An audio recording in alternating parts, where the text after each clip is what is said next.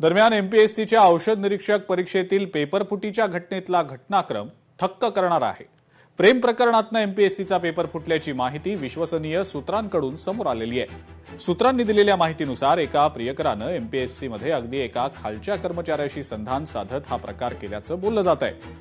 ऋतुजा पाटील आणि गौरव पाटीलच्या प्रेम प्रकरणामुळे पेपरफुटीचा प्रकार समोर आल्याचाही दावा होतोय. ऋतुजा पाटीलच्या वडिलांनी एका दलालाकडनं परीक्षेच्या 2 दिवस आधी पेपर फोडलेला होता. ऋतुजा पाटीलचे वडील अमृत पाटील यांनी पेपर फोडण्यासाठी प्रवीण पाटील या दलालाची मदत घेतली होती. मात्र ऋतुजाच्या हातात पेपर आल्यानंतर तिनं प्रेमापोटी आपला प्रियकर गौरव पाटीलला सुद्धा पेपर दिला. परीक्षा झाली आणि या परीक्षेत ऋतुजा पाटील पास झाली. मात्र यानंतर ऋतुजा आणि गौरवमध्ये मोठे वाद झाले. वादानंतर ब्रेकअप झाला आणि त्यानंतर गौरवनं स्वतःच ऋतुजा विरोधात एमपीएससीमध्ये तक्रार केली आहे.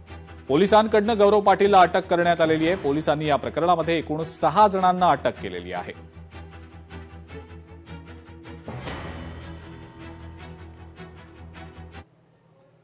राजकीय बातम्यांकडे आता आपण वळूया. ठाकरे सेनेचे खासदार संजय राऊत यांनी पंतप्रधान मोदींवर टीकास्त्र डागलेलं आहे. राहुल गांधींमुळे सरकारच्या पायाखालची वाळू सरकलेली आहे.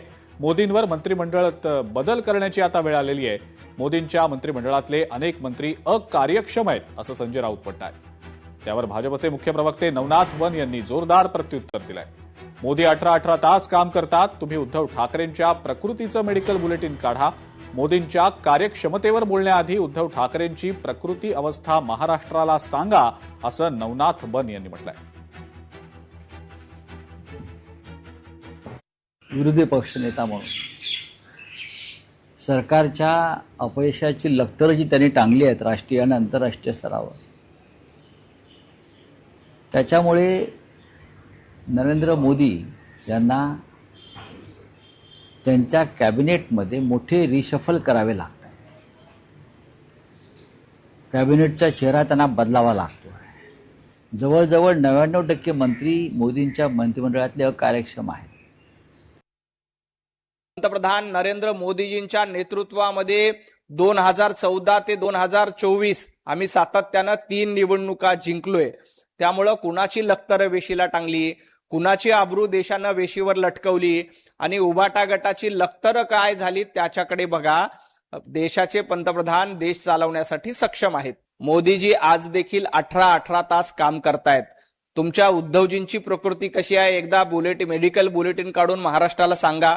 मोदीजी आज वयाची 75 गाठली तरी फिट आहेत. तरुणांना लाजवेल अशा पद्धतीनं काम करतात. परंतु उद्धवजी ठाकरे यांची प्रकृती कशी आहे याचं मेडिकल बुलेटिन एकदा संजय राऊत महाराष्ट्रासमोर सांगा. पंतप्रधान नरेंद्र मोदीजींना विकसित भारत बघायचा आहे तर उद्धवजी ठाकरे आणि संजय राऊत यांना उभाटा गटाची वाताहत बघायची.